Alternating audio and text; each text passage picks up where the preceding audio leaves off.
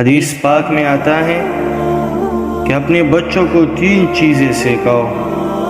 اللہ رب العزت کی محبت سکھاؤ، نبی کریم صلی اللہ علیہ وسلم کی محبت سکھاؤ، اہل بیت کی محبت سکھاؤ، قرآن کی محبت سکھاؤ۔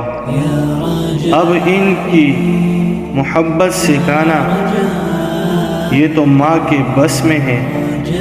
اس کا طریقہ یہ ہے کہ اللہ کی محبت سے متعلقہ واقعات سنائے، نبی کریم صلی اللہ علیہ وسلم کی نسبت سے متعلقہ واقعات سنائے، قرآن کی محبت سے متعلق واقعات سنائے۔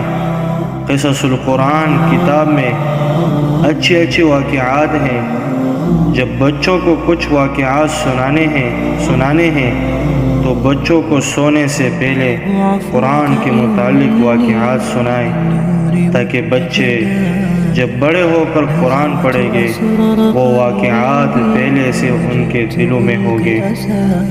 تو بچوں کو اچھی باتیں سنائیں، صحابہ کرام رضی اللہ تعالی عنہ اجمعین کے احوال سنائیں، اولیاء اللہ کرام کے احوال سنائیں، تاکہ بچوں کے اندر نیکی کا شوق ہو اور بچے نیک بن کر زندگی گزارنے کا ارادہ کریں۔ یہ ماں باپ کی ذمہ داری ہے کہ وہ اپنے بچوں کو مستقبل کا سوچے، کہ بچوں کے لیے مستقبل کا سوچے۔